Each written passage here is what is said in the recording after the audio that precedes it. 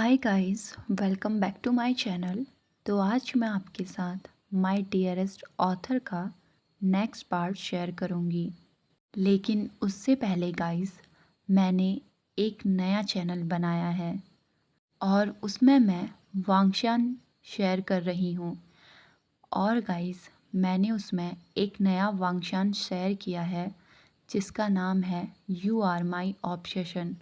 मैंने उसके 2 part share कर दिए हैं। अगर आपको सुनना है तो मैंने उसका लिंक डिस्क्रिप्शन में डाल दिया है, आप वहाँ से जाके सुन सकते हैं। तो आज का पार्ट स्टार्ट करते हैं। आज का पार्ट वहीं के पॉइंट ऑफ व्यू से है। अब सुबह हो गई थी। वांगजी और वहिंग बिस्तर में थे। वांगजी अभी भी नींद में था, लेकिन वहिंग वांगजी की ओर देखकर सोच रहा था, मुझे यकीन नहीं हो रहा कि मेरी बाहों में इतना प्यारा और इतना मासूम लड़का है। हम पिछले आधे साल से साथ हैं, लेकिन मैं भूल चुका हूँ कि मैं उसके बिना कैसा था। मैं वांगजी के बिना जीने की सोच भी नहीं सकता। आज से 6 महीने पहले जब हम क्रिसमस पार्टी में गए थे, तब लुइस मुझे घर ले जाना चाहता था। मैंने दूर एक लड़के को देखा जो बीमार था। लुइस ने गाड़ी धीमी करके ये देखने की कोशिश करी कि वो लड़का नशे में तो नहीं, लेकिन वह नशे में नहीं था। हमें जल्द ही एहसास हो गया था कि वो बीमार है। तभी मैंने लुइस से कहा, हम उसे ऐसे नहीं छोड़ सकते, हमें उसे हॉस्पिटल ले जाना होगा। तभी लुइस कहता है, यंग मास्टर, अगर वो नहीं गया तो मुझे नहीं लगता कि उसकी कंडीशन ऐसी है वो हॉस्पिटल बिल चुका पाएगा।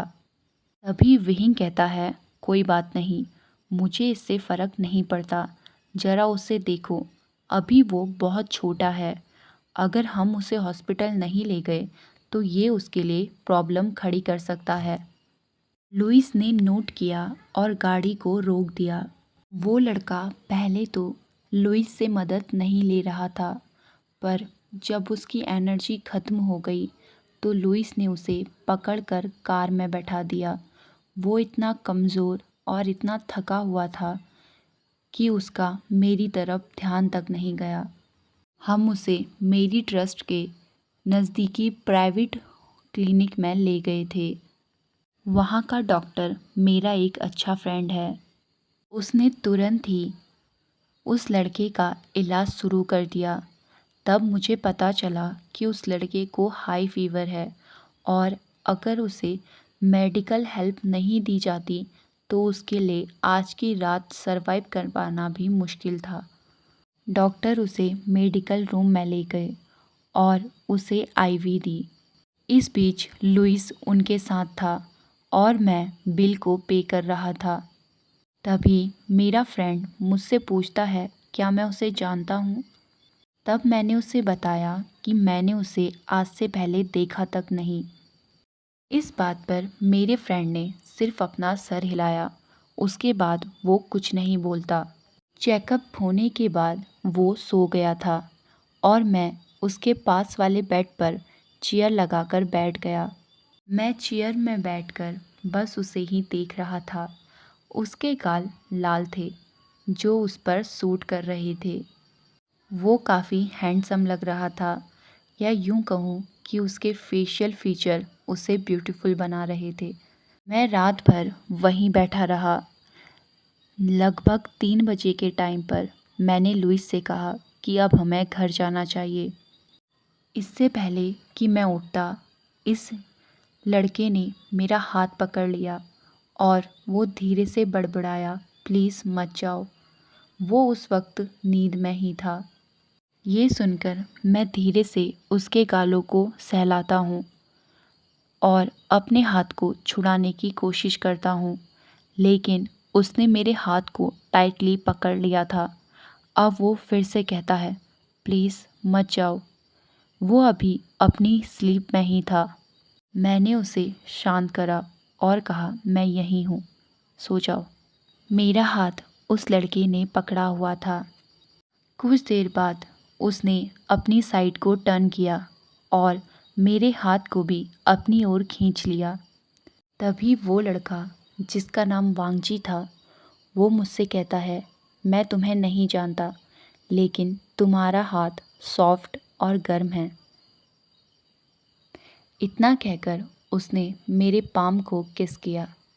मैं उसे शांत करने के लिए अपने फ्री हैंड से उसके माथे को सहला रहा था। उस टाइम पर वो एक प्यारी सी बिल्ली जैसा लग रहा था और उसकी नाक से वो गुर्रा रहा था। मैंने उसकी ओर नज़र डाला। अब मेरी नज़र उसकी फ़ाइल में पड़ी। उसका जन्मदिन फिर से मेरी नज़र में आ गया। अब मैं उससे कहता हूँ, तो तुम शेर हो, इसलिए तुम गुर्रा रहे हो। वो नींद में ही कहता है। तब मैंने उससे कहा, चैन से सो जाओ छोटे शेर। अब वो नींद में ही मर्मल करते हुए कहता है, क्या मैं तुम्हें फिर से देखूंगा? मैंने उत्तर दिया, शायद। अब वो नींद में कहता है, मैं फिर से तुम्हें मिलना चाहूँगा। इसके बाद मैंने कुछ नहीं कहा और उसे सोने दिया। वो मेरे हाथ से लिपटा हुआ था। शायद उसे लग रहा था मैं लुइस हूँ, जो शायद ठीक भी है, क्योंकि हम एक दूसरे से अब फिर कभी नहीं मिल पाएंगे और मुझे उसे जल्द से जल्द भूल जाना चाहिए। मुझे नहीं पता, लेकिन मैंने जैसे ही वांगची का चेहरा देखा, मेरा दिल जोरों से धड़क रहा था। लेकिन मैं ऐसा होने नहीं दे सकता। वो लड़का अभी सिर्फ 22 साल का है। उसकी फ़ाइल में ये सब मेंशन था और इसकी गर्लफ्रेंड भी होगी। अगर मैंने इन फीलिंग्स को अपने अंदर आने दिया तो शायद इन्हें बाहर निकालने के लिए मुझे काफ़ी समय लग जाएगा और मुझे बहुत तकलीफ़ भी होगी। मैं ऐसा नहीं होने दे सकता और मुझे ऐसा होने भी नहीं देना चाहिए। इसके अलावा मैं अभी भी अपने पिछले रिश्ते से थक चुका हूँ। मेरा दिल इतनी जल्दी किसी और के लिए नहीं बहक सकता। मेरे एक्स बॉयफ्रेंड से मेरा ब्रेकअप हुए अभी सिर्फ 2 महीने हुए हैं। 4 साल का रिश्ता अचानक से ख़त्म हो गया। हम दोनों हमारी शादी के बारे में सोच रहे थे। मैं उसे सरप्राइज़ करने के लिए उसके घर गया तो मैंने देखा उसके बिस्तर में वो किसी और के साथ था। इसलिए मैंने अपने आप से कहा कि आज के बाद मैं कभी किसी से प्यार नहीं करूँगा। लेकिन मेरे दिल ने वांगजी को देखकर फिर से धड़कना शुरू कर दिया। जब लुइस ने मुझे बताया कि वो लड़का मुझसे मिलना चाहता है तो मैं तैयार हो गया। मैं नहीं मिलना चाहता था, लेकिन मैं खुद को नहीं रोक पाया। जब मैं अपनी ट्रिप के बाद बेकरी गया उससे मिलने के लिए, उस दिन वो हेल्दी लग रहा था और शर्मीला भी। उसे ऐसे देखकर फिर से मेरी हार्ट बीट बहुत फास्ट हो गई। उसकी फाइनेंशियल कंडीशन ठीक नहीं थी, इसीलिए मैंने उसे अपना पर्सनल असिस्टेंट बनाने की सोचा। लेकिन साथ ही मैंने अपने दिल को वार्निंग दे दी थी कि मैं उसके साथ ज़्यादा अटैच नहीं हो सकता। मुझे अपनी फीलिंग्स को दबाना होगा। मेरे घर में आने के बाद वो मुझसे मिलने और मेरे साथ टाइम स्पेंड करने के लिए नए नए बहाने ढूंढता रहता था। शुरुआत से ही वो मेरे साथ लॉयल था। उसने मुझसे कुछ नहीं छुपाया। अपनी कंडीशन और अपनी पास्ट लाइफ के बारे में भी उसने मुझे बिना किसी झेप के बता दिया और मुझे बुरा लगा कि वो अपनी लाइफ में कभी भी किसी ट्रिप में नहीं गया था। इसीलिए मैं उसके लिए कुछ अच्छा करना चाहता था।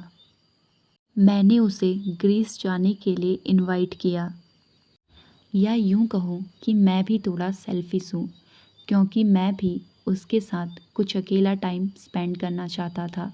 और उस शाम को बीच के किनारे मैंने डिसाइड किया कि मैं खुद को और अपने दिल को इस 22 साल के लड़के को सौंपता हूँ।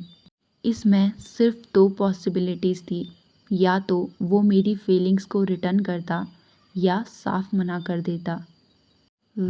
इससे ज़्यादा अब मैं क्या कहूँ।